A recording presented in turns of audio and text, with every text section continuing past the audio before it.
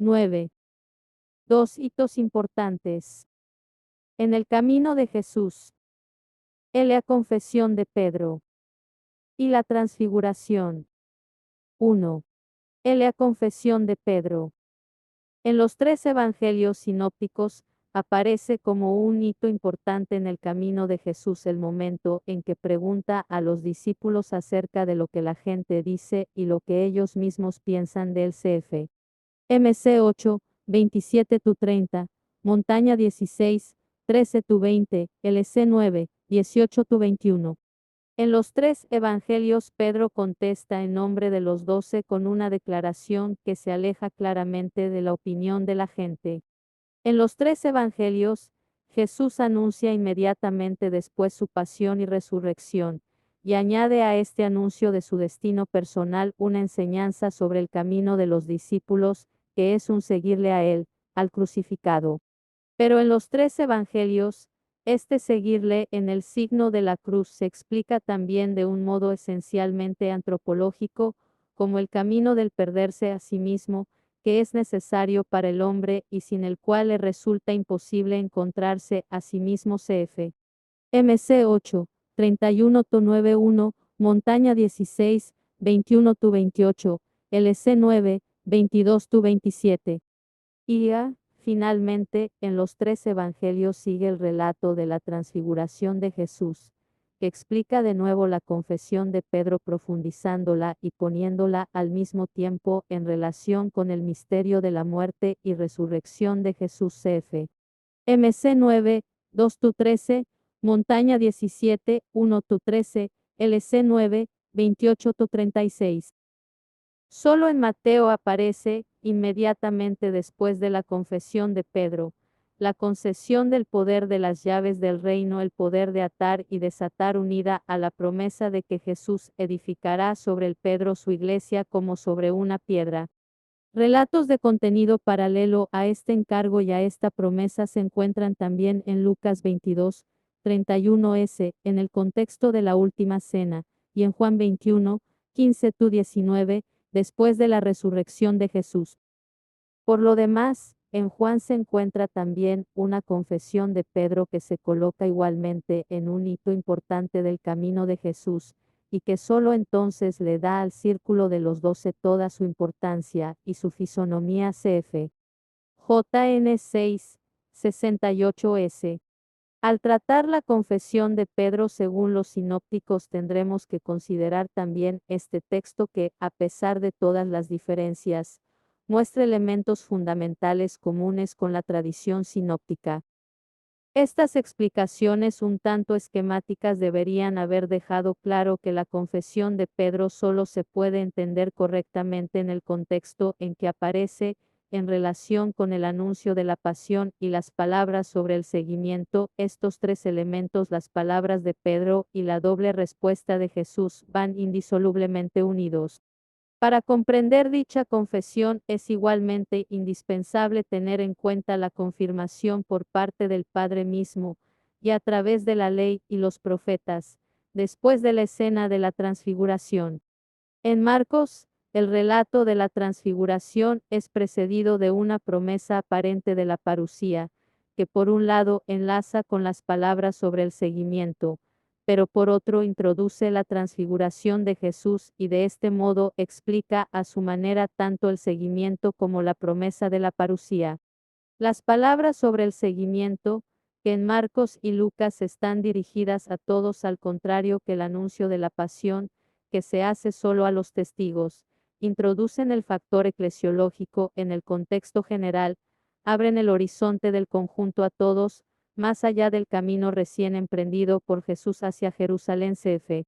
LC 9, 23, del mismo modo que su explicación del seguimiento del crucificado hace referencia a aspectos fundamentales de la existencia humana en general.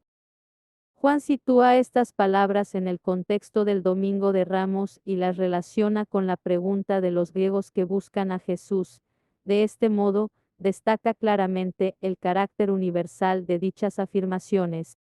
Al mismo tiempo están aquí relacionadas con el destino de Jesús en la cruz, que pierde así todo carácter casual y aparece en su necesidad intrínseca cf. JN 12, 24s. Con sus palabras sobre el grano de trigo que muere, Juan relaciona además el mensaje del perderse y encontrarse con el misterio eucarístico, que en su Evangelio, al final de la historia de la multiplicación de los panes y su explicación en el sermón eucarístico de Jesús, determina también el contexto de la confesión de Pedro.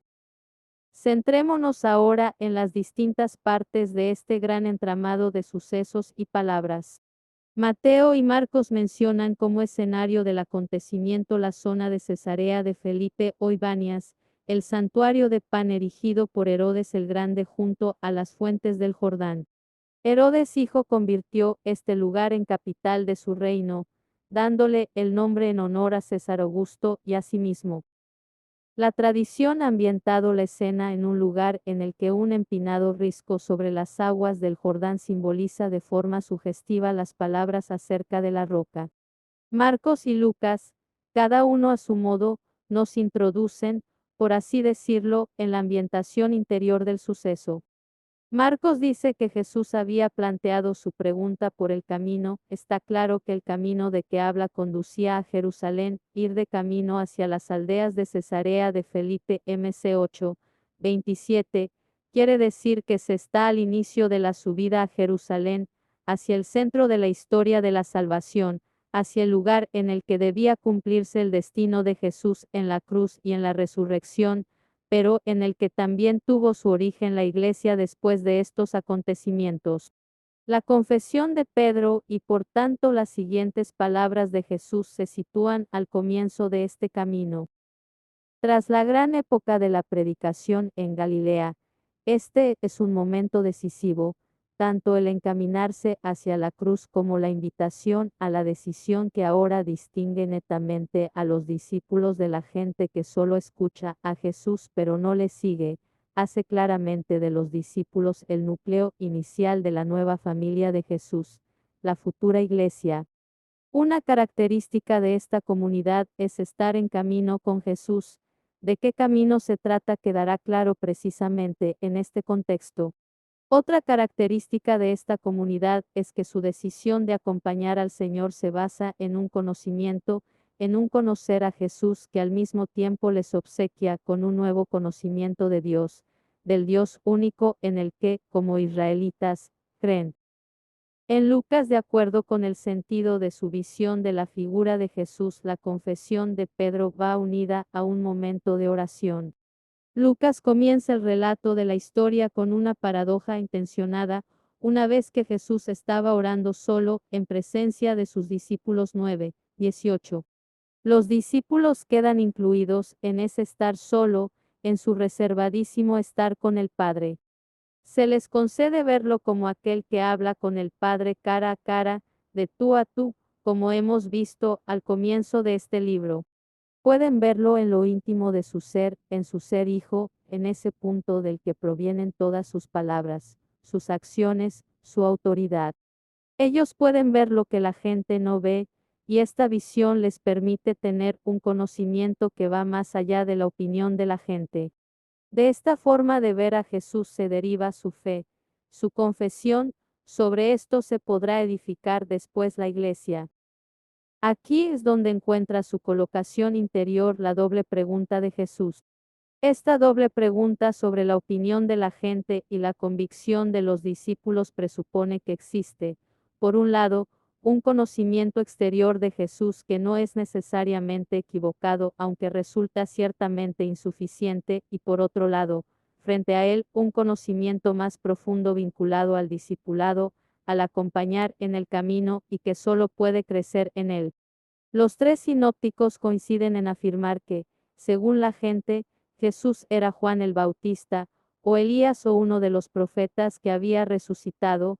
Lucas había contado con anterioridad que Herodes había oído tales interpretaciones sobre la persona y la actividad de Jesús, sintiendo por eso deseos de verlo.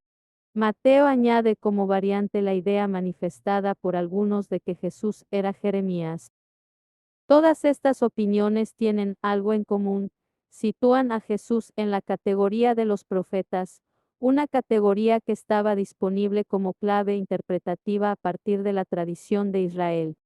En todos los nombres que se mencionan para explicar la figura de Jesús se refleja de algún modo la dimensión escatológica, la expectativa de un cambio que puede ir acompañada tanto de esperanza como de temor. Mientras Elías personifica más bien la esperanza en la restauración de Israel, Jeremías es una figura de pasión, el que anuncia el fracaso de la forma de la alianza hasta entonces vigente y del santuario, y que era, por así decirlo, la garantía concreta de la alianza. No obstante, es también portador de la promesa de una nueva alianza que surgirá después de la caída. Jeremías, en su padecimiento, en su desaparición en la oscuridad de la contradicción, es portador vivo de ese doble destino de caída y de renovación. Todas estas opiniones no es que sean erróneas, en mayor o menor medida constituyen aproximaciones al misterio de Jesús a partir de las cuales se puede ciertamente encontrar el camino hacia el núcleo esencial. Sin embargo, no llegan a la verdadera naturaleza de Jesús ni a su novedad. Se aproximan a él desde el pasado o desde lo que generalmente ocurre y es posible, no desde sí mismo, no desde su ser único, que impide el que se le pueda incluir en cualquier otra categoría.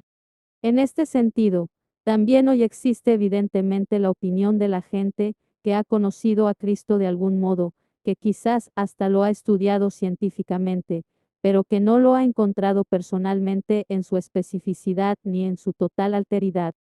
Karl Jaspers ha considerado a Jesús como una de las 4 personas determinantes, junto a Sócrates, Buda y Confucio, reconociéndole así una importancia fundamental en la búsqueda del modo recto de ser hombres. Pero de esa manera resulta que Jesús es uno entre tantos, dentro de una categoría común a partir de la cual se les puede explicar, pero también delimitar. Hoy es habitual considerar a Jesús como uno de los grandes fundadores de una religión en el mundo, a los que se les ha concedido una profunda experiencia de Dios. Por tanto, pueden hablar de Dios a otras personas a las que esa disposición religiosa les ha sido negada, haciéndoles así partícipes, por así decirlo, de su experiencia de Dios.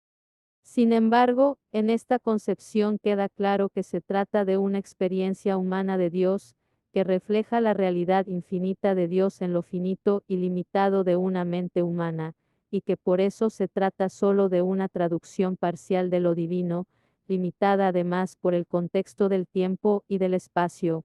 Así, la palabra experiencia hace referencia, por un lado, a un contacto real con lo divino, pero al mismo tiempo comporta la limitación del sujeto que la recibe. Cada sujeto humano puede captar solo un fragmento determinado de la realidad perceptible, y que además necesita después ser interpretado. Con esta opinión, uno puede sin duda amar a Jesús, convertirlo incluso en guía de su vida. Pero la experiencia de Dios vivida por Jesús a la que nos aficionamos de este modo se queda al final en algo relativo, que debe ser completado con los fragmentos percibidos por otros grandes. Por tanto, a fin de cuentas, el criterio sigue siendo el hombre mismo. Cada individuo, cada uno decide lo que acepta de las distintas experiencias, lo que le ayuda o lo que le resulta extraño. En esto no se da un compromiso definitivo. A la opinión de la gente se contrapone el conocimiento de los discípulos, manifestado en la confesión de fe. ¿Cómo se expresa? En cada uno de los 3 sinópticos está formulado de manera distinta, y de manera aún más diversa en Juan. Según Marcos, Pedro le dice simplemente a Jesús, tú eres el Cristo, el Mesías 8:29. Según Lucas, Pedro lo llama el Cristo el ungido de Dios 9:20 y, según Mateo, dice, tú eres Cristo el Mesías, el Hijo de Dios vivo 16:16. Finalmente, en Juan la confesión de Pedro reza así, tú eres el Santo de Dios 6:69. Puede surgir la tentación de elaborar una historia de la evolución de la confesión de fe cristiana a partir de estas diferentes versiones. Sin duda, La diversidad de los textos refleja también un proceso de desarrollo en el que poco a poco se clarifica plenamente lo que al principio, en los primeros intentos, como a tientas, se indicaba de un modo todavía vago. En el ámbito católico, Pierre Grelot ha ofrecido recientemente la interpretación más radical de la contraposición de estos textos. No ve una evolución, sino una contradicción. La simple confesión mesiánica de Pedro que relata Marcos refleja sin duda correctamente el momento histórico, pero se trata todavía de una confesión puramente judía, que interpreta a Jesús como un Mesías político según las ideas de la época. Solo la exposición de Marcos manifestaría una lógica clara, pues solo un mesianismo político explicaría la oposición de Pedro al anuncio de la pasión, una intervención a la que Jesús, como hiciera cuando Satanás le ofreció el poder, responde con un brusco rechazo: quítate de mi vista, Satanás. Tú piensas como los hombres, no como Dios. MC 8:33. Esta áspera reacción solo sería coherente si con ella se hiciera referencia también a la confesión anterior y se la rechazara como falsa. No tendría lógica, en cambio, en la confesión madura, desde el punto de vista teológico, que aparece en la versión de Mateo. En sus conclusiones, Grelot concuerda también con aquellos exegetas que no comparten su interpretación totalmente negativa del texto de Marcos. En la confesión de Mateo se trataría de una palabra posterior a la Pascua. Una confesión así solo se podía formular, como piensa la mayoría de los exegetas, después de la resurrección. Grelot, además, relaciona este aspecto con una particular teoría sobre una aparición pascual del resucitado a Pedro, que él pone en paralelo al encuentro con el resucitado en el que Pablo vio el inicio de su apostolado. Las palabras de Jesús: dichoso tú, Simón, hijo de Jonás, porque esto no te lo ha revelado ni la carne ni la sangre, sino mi Padre que está en el cielo. Montaña 16:17, tienen un paralelismo sorprendente en la carta a los Gálatas: pero cuando Dios me escogió desde el seno de mi madre y me llamó a su gracia, se dignó revelar a su Hijo en mí, para que yo lo anunciara a los gentiles enseguida, sin pedir consejo ni a la carne ni a la sangre. Ga 1:15 cf. 1:11 El Evangelio anunciado por mí no es de origen humano. Yo no he recibido ni aprendido de ningún hombre, sino por revelación de Jesucristo. El texto de Pablo y la alabanza a Pedro por parte de Jesús tienen en común la referencia a una revelación y, con ello, también a la afirmación de que ese conocimiento no procede de carne y sangre. De todo esto, Grelot concluye que tanto Pedro como Pablo habrían sido distinguidos con una aparición especial del resucitado, de lo que de hecho hablan varios textos del Nuevo Testamento, y que Pedro, al igual que Pablo, al que se le concedió una aparición de este tipo, habría recibido su encargo específico en aquella ocasión. La misión de Pedro se referiría a la iglesia de procedencia judía, la de Pablo a la iglesia proveniente de los gentiles. Cf. Georgia 2:7. La promesa a Pedro habría que situarla en el contexto de la aparición del resucitado y considerarla objetivamente en claro paralelo con el encargo que Pablo recibió del Señor resucitado. No necesitamos entrar aquí en una discusión detallada de esta teoría, sobre todo cuando este libro, que trata de Jesús, se pregunta ante todo por el Señor y se ocupa del tema eclesiológico solo en la medida necesaria para entender correctamente su figura. Quien lee con atención Gálatas 1:11-17 puede apreciar fácilmente no solo los paralelismos, sino también las diferencias entre ambos textos. Está claro que Pablo quiere destacar la autonomía de su encargo apostólico, que no se deriva de la autoridad de otros, sino que le ha sido otorgado por el Señor mismo. A él le importan la universalidad de su misión y la particularidad de su camino en la construcción de una iglesia con gentes provenientes del paganismo. Pero Pablo sabe también que, para que su servicio sea válido, necesita la comunio koinonía con los apóstoles precedentes. Cf. Georgia 2, 9, y que sin esta todo sería inútil cf. Georgia 2:2. Por eso, 3 años después de la conversión, durante los cuales estuvo en Arabia y Damasco, fue a Jerusalén para ver a Pedro Cefas, vio también a Santiago, el hermano del Señor cf. Georgia 1:18 también por eso viajó 14 años más tarde a Jerusalén, esta vez con Bernabé y Tito, y pudo estrechar la mano de las columnas Santiago, Cefas y Juan, en señal de comunión cf. Georgia 2:9. De este modo, aparece en primer lugar Pedro, y luego las tres columnas como garantes de la comunión, como sus puntos de referencia indispensables que aseguran la autenticidad y la unidad del Evangelio y, con ello, de la Iglesia naciente. En todo esto, sin embargo, se puede apreciar el significado irrenunciable del Jesús histórico, de su anuncio y de sus decisiones. El resucitado ha llamado a Pablo y le confiere su misma autoridad y su mismo encargo, pero el resucitado es el mismo que antes había elegido a los 12, que había confiado a Pedro una misión especial, que había marchado con ellos hasta Jerusalén, que había sufrido allí la muerte en la cruz y había resucitado al tercer día. De este conjunto de acontecimientos son garantes los primeros apóstoles cf. HCA E1:21 y precisamente teniendo en cuenta este contexto, el encargo que le confía a Pedro difiere fundamentalmente del que Pablo recibe. Este encargo especial de Pedro aparece no solo en Mateo, sino de un modo diferente, aunque análogo en lo sustancial también en Lucas y Juan, e incluso en Pablo mismo. Precisamente en la apasionada apología de la carta a los Gálatas se presupone muy claramente el encargo especial de Pedro. Este primado está documentado realmente mediante la tradición en toda su amplitud y en todos sus más diversos filones.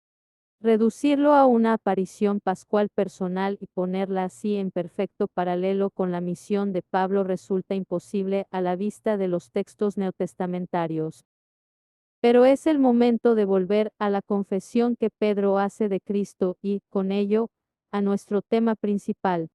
Hemos visto que Grelot considera la confesión de Pedro narrada por Marcos como totalmente judía y, por ello, rechazada por Jesús. Pero este rechazo no aparece en el texto, en el que Jesús solo prohíbe la divulgación pública de esta confesión, que la gente de Israel podría efectivamente malinterpretar, conduciendo, por un lado, a una serie de falsas esperanzas en él y, por otro, a un proceso político contra él. Solo después de esta prohibición sigue la explicación de lo que significa realmente Mesías. El verdadero Mesías es el Hijo del Hombre, que es condenado a muerte y que sólo así entra en su gloria como el resucitado a los 3 días de su muerte. La investigación habla, en relación con el cristianismo de los orígenes, de dos tipos de fórmulas de confesión, la sustantiva y la verbal. Para entenderlo mejor podríamos hablar de tipos de confesión de orientación ontológica y otros orientados a la historia de la salvación. Las tres formas de la confesión de Pedro que nos transmiten los sinópticos son sustantivas: tú eres el Cristo de Dios, el Cristo, el Hijo del Dios vivo. El Señor pone siempre al lado de estas afirmaciones sustantivas la confesión verbal, el anuncio anticipado del misterio pascual de cruz y resurrección. Ambos tipos de confesión van unidos, y cada uno queda incompleto y en el fondo incomprensible sin el otro. Sin la historia concreta de la salvación, los títulos resultan ambiguos, no solo la palabra Mesías, sino también la expresión Hijo del Dios vivo. También este título se puede entender como totalmente opuesto al misterio de la cruz. Y viceversa, la mera afirmación de lo que ha ocurrido en la historia de la salvación queda sin su profunda esencia, si no queda claro que aquel que allí ha sufrido es el Hijo del Dios vivo, es igual a Dios FLP 2:6, pero que se despojó a sí mismo y tomó la condición de siervo rebajándose hasta la muerte, y una muerte de cruz FLP 2:7 En este sentido, Solo la estrecha relación de la confesión de Pedro y de las enseñanzas de Jesús a los discípulos nos ofrece la totalidad y lo esencial de la fe cristiana. Por eso, también los grandes símbolos de fe de la Iglesia han unido siempre entre sí estos dos elementos. Y sabemos que los cristianos en posesión de la confesión justa tienen que ser instruidos continuamente, a lo largo de los siglos y también hoy, por el Señor, para que sean conscientes de que su camino a lo largo de todas las generaciones no es el camino de la gloria y el poder terrenales, sino el camino de la cruz. Sabemos y vemos que, también hoy, los cristianos nosotros mismos llevan aparte al Señor para decirle, no lo permita Dios, Señor. Eso no puede pasarte. Montaña 16, 22.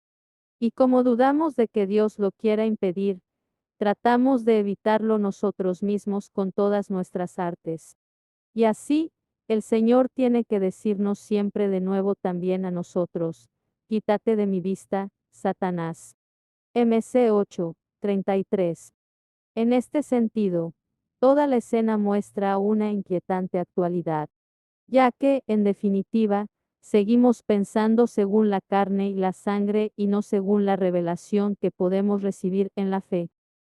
Hemos de volver una vez más a los títulos de Cristo que se encuentran en las confesiones. Ante todo, es importante ver que la forma específica del título hay que comprenderla cada vez dentro del conjunto de cada uno de los evangelios y de su particular forma de tradición. Siempre es importante la relación con el proceso de Jesús, durante el cual vuelve a aparecer la confesión de los discípulos como pregunta y acusación. En Marcos, la pregunta del sumo sacerdote retoma el título de Cristo Mesías y lo amplía, ¿eres tú el Mesías, el Hijo del Bendito? 14, 61. Esta pregunta presupone que tales interpretaciones de la figura de Jesús se habían hecho de dominio público a través de los grupos de discípulos. El poner en relación los títulos de Cristo Mesías e Hijo procedía de la tradición bíblica CF. Sal 2, 7, Sal 110. Desde este punto de vista, la diferencia entre las versiones de Marcos y Mateo se relativiza y resulta menos profunda que en la exegesis de Grelot y otros.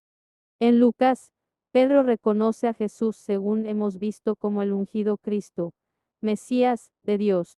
Aquí nos volvemos a encontrar con lo que el anciano Simeón sabía sobre el niño Jesús, al que preanunció como el ungido Cristo, del Señor CF. LC 2, 26. Como contraste, a los pies de la cruz, las autoridades se burlan de Jesús diciéndole, a otros ha salvado, que se salve a sí mismo, si él es el Mesías de Dios, el elegido. LC 23, 35. Así, el arco se extiende desde la infancia de Jesús, pasando por la confesión de Cesarea de Felipe hasta la cruz. Los tres textos juntos manifiestan la singular pertenencia del ungido a Dios. Pero en el Evangelio de Lucas hay que mencionar otro acontecimiento importante para la fe de los discípulos en Jesús, la historia de la pesca milagrosa, que termina con la elección de Simón Pedro y de sus compañeros para que sean discípulos. Los experimentados pescadores habían pasado toda la noche sin conseguir nada, y entonces Jesús les dice que salgan de nuevo, a plena luz del día, y echen las redes al agua. Para los conocimientos prácticos de estos hombres resultaba una sugerencia poco sensata, pero Simón responde, Maestro, por tu palabra, echaré las redes. LC 5, 5. Luego viene la pesca abundantísima, que sobrecoge a Pedro profundamente. Cae a los pies del Señor en actitud de adoración y dice, apártate de mí, Señor, que soy un pecador. 5, 8. Reconoce en lo ocurrido el poder de Dios, que actúa a través de la palabra de Jesús, y este encuentro directo con el Dios vivo en Jesús le impresiona profundamente. A la luz y bajo el poder de esta presencia, el hombre reconoce su miserable condición. No consigue soportar la tremenda potencia de Dios, es demasiado imponente para él. Desde el punto de vista de la historia de las religiones, Este es también uno de los textos más impresionantes para explicar lo que ocurre cuando el hombre se siente repentinamente ante la presencia directa de Dios. En ese momento, el hombre solo puede estremecerse por lo que él es y rogar ser liberado de la grandeza de esta presencia. Esta percepción repentina de Dios en Jesús se expresa en el título que Pedro utiliza ahora para Jesús, Kyrios, Señor. Es la denominación de Dios utilizada en el Antiguo Testamento para reemplazar el nombre de Dios revelado en la zarza ardiente que no se podía pronunciar. Si antes de hacerse a la mar Jesús era para Pedro el epistata, que significa maestro, profesor, rabino, ahora lo reconoce como el Kyrios. Una situación similar la encontramos en el relato de Jesús que camina sobre las aguas del lago encrespadas por la tempestad para llegar a la barca de los discípulos. Pedro le pide que le permita también a él andar sobre las aguas para ir a su encuentro. Como empezaba a hundirse, la mano tendida de Jesús los salva, subiendo después los dos a la barca. En ese instante el viento se calma. Entonces ocurre lo mismo que había sucedido en la historia de la pesca milagrosa. Los discípulos de la barca se postran ante Jesús, un gesto que expresa a la vez sobrecogimiento y adoración. Y reconocen, realmente eres el Hijo de Dios. CF. Montaña 14, 22-33. La confesión de Pedro narrada en Mateo 16, 16 se encuentra claramente su fundamento en esta y en otras experiencias análogas que se relatan en el Evangelio. En Jesús, los discípulos sintieron muchas veces y de distintas formas la presencia misma del Dios vivo. Antes de intentar componer una imagen con todas estas piezas del mosaico, debemos examinar brevemente aún la confesión de Pedro que aparece en Juan. El sermón eucarístico de Jesús, que en Juan sigue a la multiplicación de los panes, retoma públicamente, por así decirlo, el no de Jesús al tentador, que le había invitado a convertir las piedras en panes, es decir, a ver su misión reducida a proporcionar bienestar material. En lugar de esto, Jesús hace referencia a la relación con el Dios vivo y al amor que procede de él, que es la verdadera fuerza creadora, dadora de sentido, y después también de Panchasí explica su misterio personal, se explica a sí mismo a través de su entrega como el pan vivo. Esto no gusta a los hombres, muchos se alejan de él. Jesús les pregunta a los 12, ¿también vosotros queréis marcharos? Pedro responde, Señor, ¿a quién vamos a acudir? Tú tienes palabras de vida eterna, nosotros creemos. Y sabemos que tú eres el Santo, consagrado por Dios. JN 6, 68s. Hemos de reflexionar con más detalle sobre esta versión de la confesión de Pedro en el contexto de la última cena. En dicha confesión se perfila el misterio sacerdotal de Jesús. En el Salmo 106, 16 se llama a Aarón el Santo de Dios. El título remite retrospectivamente al discurso eucarístico y, con ello, se proyecta hacia el misterio de la cruz de Jesús. Está por tanto enraizado en el misterio pascual, en el centro de la misión de Jesús, y alude a la total diferencia de su figura respecto a las formas usuales de esperanza mesiánica. El Santo de Dios, estas palabras nos recuerdan también el abatimiento de Pedro ante la cercanía del Santo después de la pesca milagrosa, que le hace experimentar dramáticamente la miseria de su condición de pecador. Así pues, nos encontramos absolutamente en el contexto de la experiencia de Jesús que tuvieron los discípulos, y que hemos intentado conocer a partir de algunos momentos destacados de su camino de comunión con Jesús. ¿Qué conclusiones podemos sacar de todo esto? En primer lugar, hay que decir que el intento de reconstruir históricamente las palabras originales de Pedro, considerando todo lo demás como desarrollos posteriores, tal vez incluso a la fe pospascual, induce a error. ¿De dónde podría haber surgido realmente la fe pospascual si el Jesús prepascual no hubiera aportado fundamento alguno para ello? Con tales reconstrucciones, la ciencia pretende demasiado.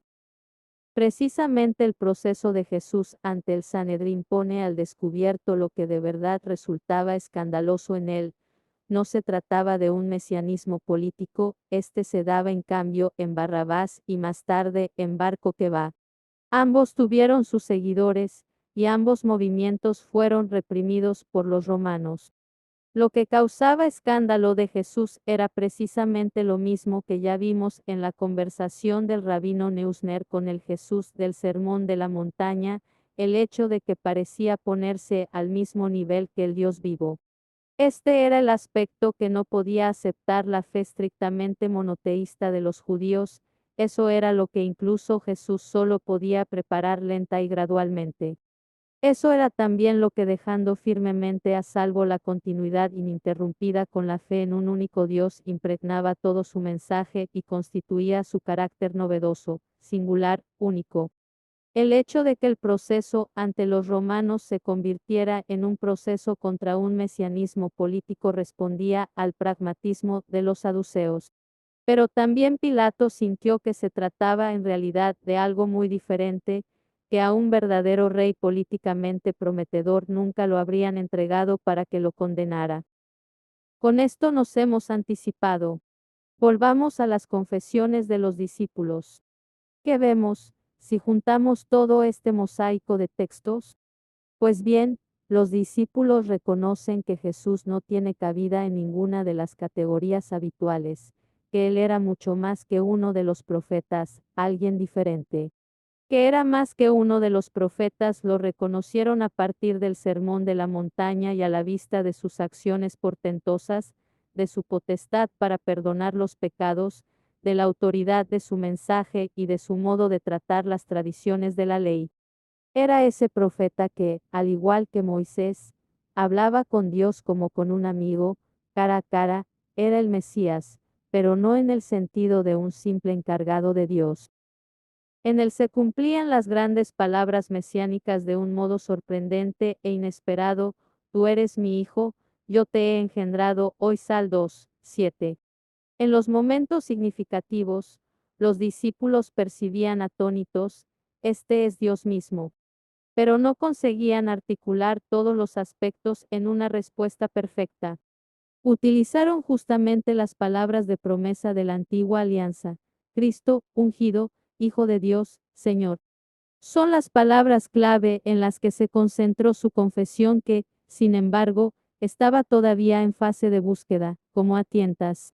Solo adquirió su forma completa en el momento en el que Tomás tocó las heridas del resucitado y exclamó conmovido, Señor mío y Dios mío. JN 20, 28. Pero, en definitiva, siempre estaremos intentando comprender estas palabras. Son tan sublimes que nunca conseguiremos entenderlas del todo, siempre nos sobrepasarán. Durante toda su historia, la Iglesia está siempre en peregrinación intentando penetrar en estas palabras, que solo se nos pueden hacer comprensibles en el contacto con las heridas de Jesús y en el encuentro con su resurrección, convirtiéndose después para nosotros en una misión. 2. La transfiguración. En los tres sinópticos la confesión de Pedro y el relato de la transfiguración de Jesús están enlazados entre sí por una referencia temporal. Mateo y Marcos dicen, 6 días después tomó Jesús consigo a Pedro, a Santiago y a su hermano Juan. Montaña 17, 1, MC 9, 2. Lucas escribe, unos 8 días después. LC 9, 28. Esto indica ante todo que los dos acontecimientos en los que Pedro desempeña un papel destacado están relacionados uno con otro. En un primer momento podríamos decir que, en ambos casos, se trata de la divinidad de Jesús, el Hijo, pero en las dos ocasiones la aparición de su gloria está relacionada también con el tema de la pasión. La divinidad de Jesús va unida a la cruz.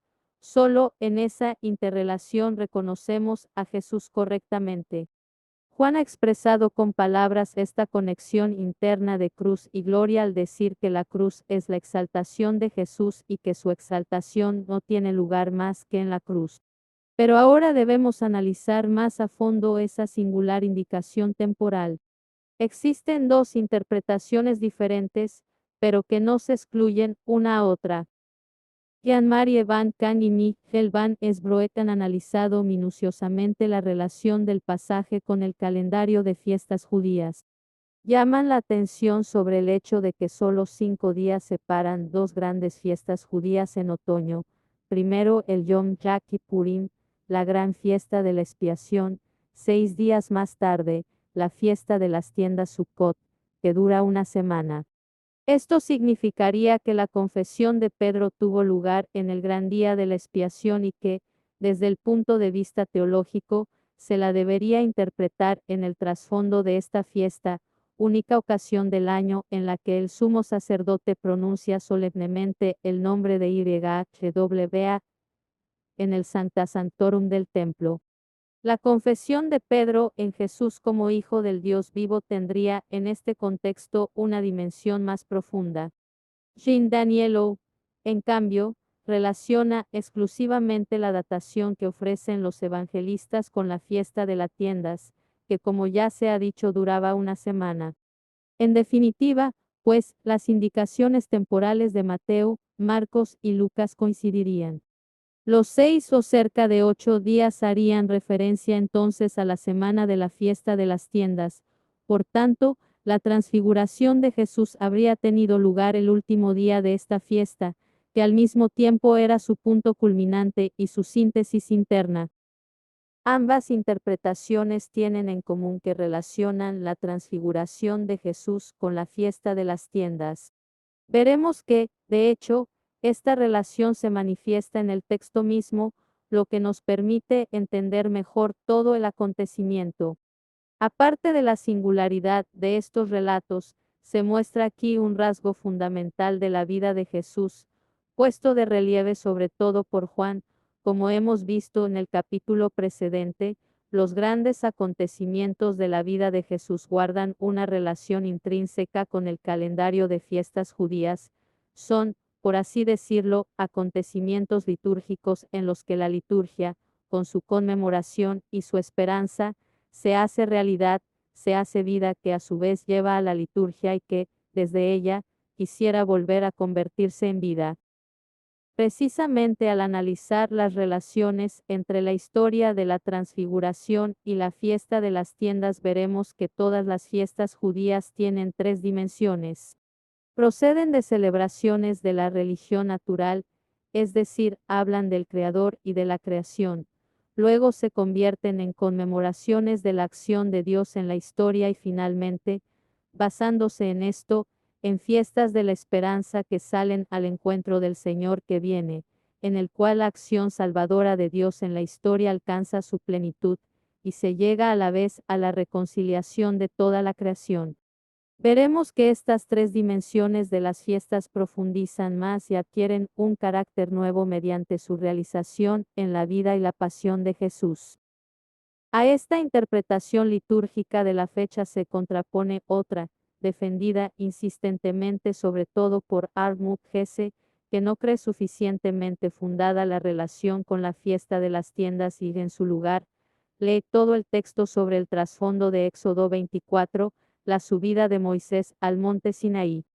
En efecto, este capítulo, en el que se describe la ratificación de la alianza de Dios con Israel, es una clave esencial para la interpretación del acontecimiento de la transfiguración. En él se dice, la nube lo cubría y la gloria del Señor descansaba sobre el monte Sinaí y la nube lo cubrió durante 6 días. Al séptimo día llamó a Moisés desde la nube, ex 24, 16. El hecho de que aquí, a diferencia de lo que ocurre en los evangelios, se hable del séptimo día no impide una relación entre Éxodo 24 y el acontecimiento de la transfiguración. En cualquier caso, a mí me parece más convincente la datación basada en el calendario de fiestas judías. Por lo demás, nada tiene de extraño que en los acontecimientos de la vida de Jesús confluyan relaciones tipológicas diferentes, demostrando así que tanto Moisés como los profetas hablan todos de Jesús. Pasemos a tratar ahora del relato de la transfiguración. Allí se dice que Jesús tomó consigo a Pedro, a Santiago y a Juan, y los llevó a un monte alto, a solas F. MC 9, 2. Volveremos a encontrar a los tres juntos en el monte de los olivos F. MC 14, 33, en la extrema angustia de Jesús, como imagen que contrasta con la de la transfiguración, aunque ambas están inseparablemente relacionadas entre sí. No podemos dejar de ver la relación con Éxodo 24, donde Moisés lleva consigo en su ascensión a Aarón, Nadab y Abiú, además de los 70 ancianos de Israel. De nuevo nos encontramos como en el Sermón de la Montaña y en las noches que Jesús pasaba en oración con el monte como lugar de máxima cercanía de Dios. De nuevo tenemos que pensar en los diversos montes de la vida de Jesús como en un todo único, el monte de la tentación, el monte de su gran predicación, el monte de la oración, el monte de la transfiguración, el monte de la angustia, el monte de la cruz y, por último, el monte de la ascensión, en el que el Señor, en contraposición a la oferta de dominio sobre el mundo en virtud del poder del demonio, dice, se me ha dado pleno poder en el cielo y en la tierra. Montaña 28, 18. Pero resaltan en el fondo también el Sinaí, el Horeb, el Moria, los montes de la revelación del Antiguo Testamento, que son todos ellos al mismo tiempo montes de la pasión y montes de la revelación, y a su vez señalan al monte del templo, en el que la revelación se hace liturgia. En la búsqueda de una interpretación, se perfila sin duda en primer lugar sobre el fondo el simbolismo general del monte, el monte como lugar de la subida, no solo externa, sino sobre todo interior, el monte como liberación del peso de la vida cotidiana, como un respirar en el aire puro de la creación, el monte que permite contemplar la inmensidad de la creación y su belleza, el monte que me da altura interior y me hace intuir al Creador. La historia añade a estas consideraciones la experiencia del Dios que habla y la experiencia de la pasión, que culmina con el sacrificio de Isaac, con el sacrificio del Cordero, prefiguración del Cordero definitivo sacrificado en el monte Calvario. Moisés y Elías recibieron en el monte la revelación de Dios, ahora están en coloquio con aquel que es la revelación de Dios en persona. Y se transfiguró delante de ellos, dice simplemente Marcos, y añade, con un poco de torpeza y casi balbuciendo ante el misterio, sus vestidos se volvieron de un blanco deslumbrador, como no puede dejarlos ningún batanero del mundo. 9, 2s. Mateo utiliza ya palabras de mayor aplomo, su rostro resplandecía como el sol y sus vestidos se volvieron blancos como la luz. 17, 2. Lucas es el único que había mencionado antes el motivo de la subida. Subió a lo alto de una montaña para orar y, a partir de ahí, explica el acontecimiento del que son testigos los tres discípulos. Mientras oraba, el aspecto de su rostro cambió, sus vestidos brillaban de blanco. 9, 29. La transfiguración es un acontecimiento de oración. Se ve claramente lo que sucede en la conversación de Jesús con el Padre, la íntima compenetración de su ser con Dios, que se convierte en luz pura. En su ser uno con el Padre, Jesús mismo es luz de luz. En ese momento se percibe también por los sentidos lo que es Jesús en lo más íntimo de sí, y lo que Pedro trata de decir en su confesión, el ser de Jesús en la luz de Dios, su propio ser luz como hijo. Aquí se puede ver tanto la referencia a la figura de Moisés como su diferencia, cuando Moisés bajó del monte Sinaí. No sabía que tenía radiante la piel de la cara, de haber hablado con el Señor. Ex 34, 29. Al hablar con Dios su luz resplandece en él y al mismo tiempo, le hace resplandecer. Pero es, por así decirlo, una luz que le llega desde fuera y que ahora le hace brillar también a él. Por el contrario, Jesús resplandece desde el interior, no solo recibe la luz, sino que él mismo es luz de luz. Al mismo tiempo, las vestiduras de Jesús, blancas como la luz durante la transfiguración, hablan también de nuestro futuro. En la literatura apocalíptica, los vestidos blancos son expresión de criatura celestial, de los ángeles y de los elegidos. Así, el Apocalipsis de Juan habla de los vestidos blancos que llevarán los que serán salvados cf. Sobre todo 7, 9.13, 19, 14. Y esto nos dice algo más, las vestiduras de los elegidos son blancas porque han sido lavadas en la sangre del Cordero cf. Ap 7, 14. Es decir, porque a través del bautismo se unieron a la pasión de Jesús y su pasión es la purificación que nos devuelve la vestidura original que habíamos perdido por el pecado cf. LC 15, 22. A través del bautismo nos revestimos de luz con Jesús y nos convertimos nosotros mismos en luz. Ahora aparecen Moisés y Elías hablando con Jesús. Lo que el resucitado explicará a los discípulos en el camino hacia Emaús es aquí una aparición visible.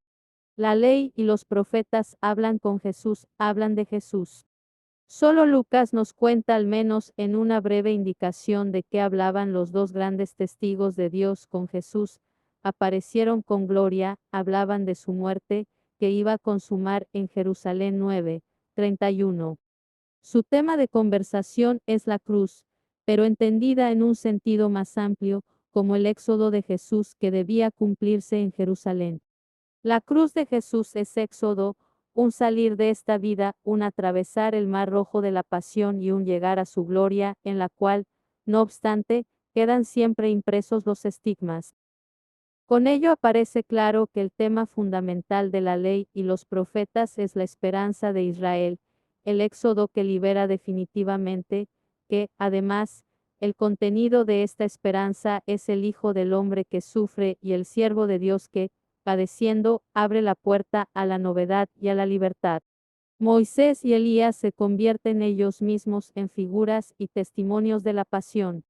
Con el transfigurado hablan de lo que han dicho en la tierra, de la pasión de Jesús, pero mientras hablan de ello con el transfigurado aparece evidente que esta pasión trae la salvación, que está impregnada de la gloria de Dios, que la pasión se transforma en luz, en libertad y alegría. En este punto hemos de anticipar la conversación que los tres discípulos mantienen con Jesús mientras bajan del monte alto. Jesús habla con ellos de su futura resurrección de entre los muertos, lo que presupone obviamente pasar primero por la cruz. Los discípulos, en cambio, le preguntan por el regreso de Elías anunciado por los escribas. Jesús les dice al respecto, Elías vendrá primero y lo restablecerá todo. Ahora, ¿por qué está escrito que el Hijo del Hombre tiene que padecer mucho y ser despreciado? Os digo que Elías ya ha venido y han hecho con él lo que han querido, como estaba escrito de LMC 9, 9-13. Jesús confirma así, por una parte, la esperanza en la venida de Elías, pero al mismo tiempo corrige y completa la imagen que se habían hecho de todo ello. Identifica al Elías que esperan con Juan el Bautista, aún sin decirlo, en la actividad del Bautista ha tenido lugar la venida de Elías. Juan había venido para reunir a Israel y prepararlo para la llegada del Mesías.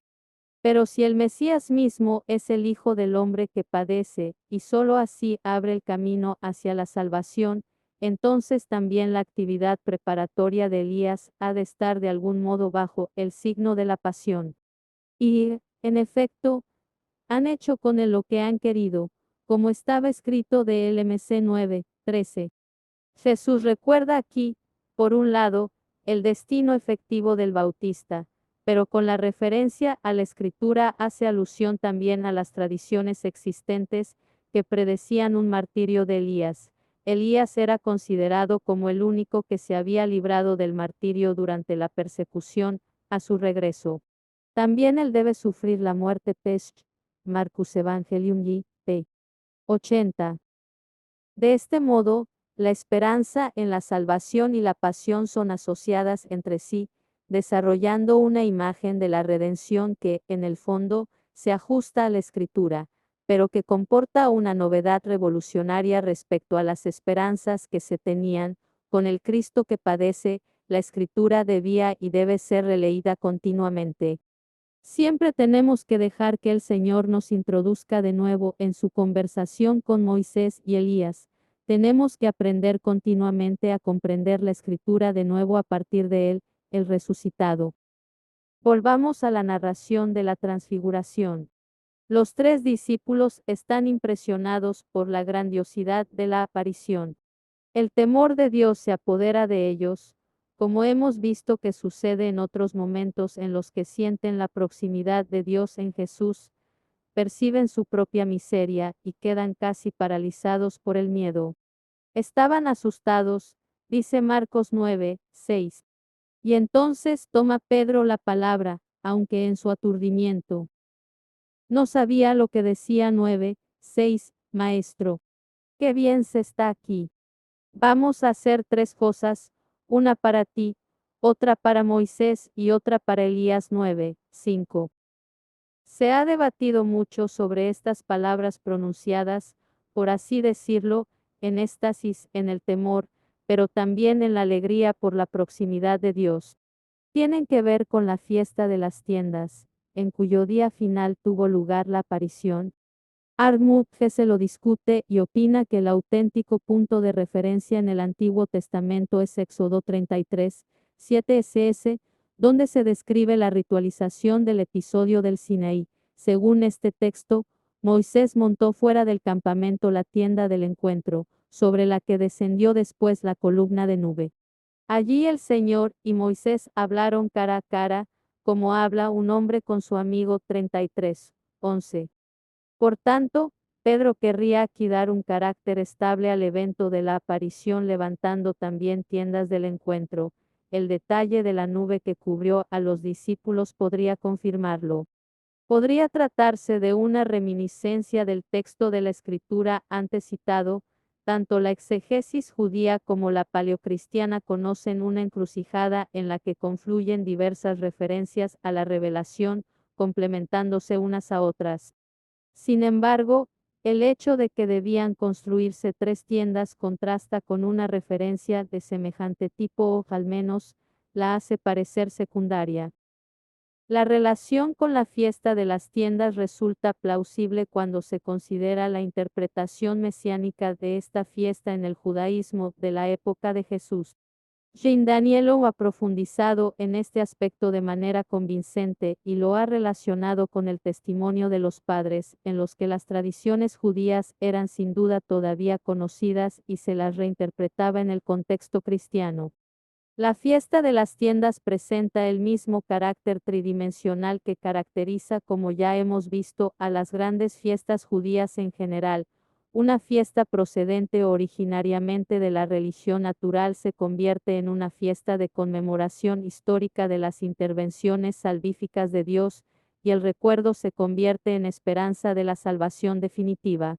Creación, historia y esperanza se unen entre sí. Si en la fiesta de las tiendas, con la ofrenda del agua, se imploraba la lluvia tan necesaria en una tierra árida, la fiesta se convierte muy pronto en recuerdo de la marcha de Israel por el desierto, donde los judíos vivían en tiendas chozas, Sukkot Cf. LB 23, 43. Danielou cita primero a Riesenfeld. Las tiendas no eran solo el recuerdo de la protección divina en el desierto, sino lo que es más importante, una prefiguración de los Sukkot divinos en los que los justos vivirían al llegar el mundo futuro. Parece, pues, que el rito más característico de la fiesta de las tiendas, tal como se celebraba en los tiempos del judaísmo, tenía relación con un significado escatológico muy preciso. P. 451. En el Nuevo Testamento encontramos en Lucas las palabras sobre la morada eterna de los justos en la vida futura 16, 9. La epifanía de la gloria de Jesús, dice Danielou, es interpretada por Pedro como el signo de que ha llegado el tiempo mesiánico. Y una de las características de los tiempos mesiánicos era que los justos morarían en las tiendas, cuya figura era la fiesta de las tiendas. P. 459. La vivencia de la transfiguración durante la fiesta de las tiendas hizo que Pedro reconociera en su éxtasis que las realidades prefiguradas en los ritos de la fiesta se habían hecho realidad. La escena de la transfiguración indica la llegada del tiempo mesiánico p. 459. Al bajar del monte, Pedro debe aprender a comprender de un modo nuevo que el tiempo mesiánico es, en primer lugar, el tiempo de la cruz y que la transfiguración ser luz en virtud del Señor y con él comporta nuestro ser abrazados por la luz de la pasión. A partir de estas conexiones adquiere también un nuevo sentido la frase fundamental del prólogo de Juan, en la que el evangelista sintetiza el misterio de Jesús, y la palabra se hizo carne, y acampó entre nosotros. JN 1, 14. Efectivamente, el Señor ha puesto la tienda de su cuerpo entre nosotros, inaugurando así el tiempo mesiánico. Siguiendo esta idea, Gregorio de Niza analiza en un texto magnífico la relación entre la fiesta de las tiendas y la encarnación. Dice que la fiesta de las tiendas siempre se había celebrado, pero no se había hecho realidad, pues la verdadera fiesta de las tiendas, en efecto, no había llegado aún. Pero precisamente por eso, según las palabras proféticas en alusión al Salmo 118, 27, Dios, el Señor del universo, se nos ha revelado para realizar la construcción de la tienda destruida de la naturaleza humana de Anima, pg 46, 132b, cf. Danielo, pp. 464-466. Teniendo en cuenta esta panorámica, volvamos de nuevo al relato de la transfiguración. Se formó una nube que los cubrió y una voz salió de la nube: este es mi Hijo amado, escuchadlo. MC 9, 7. La nube sagrada es el signo de la presencia de Dios mismo, la Sequina. La nube sobre la tienda del encuentro indicaba la presencia de Dios. Jesús es la tienda sagrada sobre la que está la nube de la presencia de Dios y desde la cual cubre ahora con su sombra también a los demás. Se repite la escena del bautismo de Jesús, cuando el Padre mismo proclama desde la nube a Jesús como Hijo: tú eres mi Hijo amado, mi preferido. MC 1, 11. Pero a esta proclamación solemne de la dignidad filial se añade ahora el imperativo: escuchadlo. Aquí se aprecia de nuevo claramente la relación con la subida de Moisés al Sinaí que hemos visto al principio como trasfondo de la historia de la transfiguración. Moisés recibió en el monte la Torá, la palabra con la enseñanza de Dios. Ahora se nos dice, con referencia a Jesús, escuchadlo. Armut se comenta esta escena de un modo bastante acertado: Jesús se ha convertido en la misma palabra divina de la revelación. Los evangelios no pueden expresarlo más claro y con mayor autoridad: Jesús es la Torá misma. P. 81. Con esto concluye la aparición, su sentido más profundo queda recogido en esta única palabra. Los discípulos tienen que volver a descender con Jesús y aprender siempre de nuevo, escuchadlo. Si aprendemos a interpretar así el contenido del relato de la transfiguración como irrupción y comienzo del tiempo mesiánico, podemos entender también las oscuras palabras que Marcos incluye entre la confesión de Pedro y la instrucción sobre el discipulado, por un lado, y el relato de la transfiguración, por otro, y añadió: os aseguro que algunos de los aquí presentes no morirán hasta que vean venir con poder el reino de Dios. 9:1. ¿Qué significa esto? ¿Anuncia Jesús quizás que algunos de los presentes seguirán con vida en su parucía, en la irrupción definitiva del reino de Dios? ¿O acaso preanuncia otra cosa? Rudolf Hess, y 2, p. 66s, ha mostrado convincentemente que la posición de estas palabras justo antes de la transfiguración indica claramente que se refieren a este acontecimiento. Se promete a algunos los tres que acompañan a Jesús en la ascensión al monte que vivirán una experiencia de la llegada del reino de Dios con poder. En el monte, los tres ven resplandecer en Jesús la gloria del reino de Dios. En el monte los cubre con su sombra la nube sagrada de Dios. En el monte, en la conversación de Jesús, transfigurado con la ley y los profetas, reconocen que ha llegado la verdadera fiesta de las tiendas. En el monte experimentan que Jesús mismo es la Torá viviente, toda la palabra de Dios. En el monte ven el poder dinamis del reino que llega en Cristo. Pero precisamente en el encuentro aterrador con la gloria de Dios en Jesús tienen que aprender lo que Pablo dice a los discípulos de todos los tiempos en la primera carta a los Corintios. Nosotros predicamos a Cristo crucificado, escándalo para los judíos, necedad para los griegos, pero para los llamados a Cristo judíos o griegos, poder dinamis de Dios y sabiduría de Dios 1:23. Este poder dinamis del reino futuro se les muestra en Jesús transfigurado, que con los testigos de la antigua alianza habla de la necesidad de su pasión como camino hacia la gloria cf. LC 24:26. Así viven la parucía anticipada, se les va introduciendo así poco a poco en toda la profundidad del misterio de Jesús.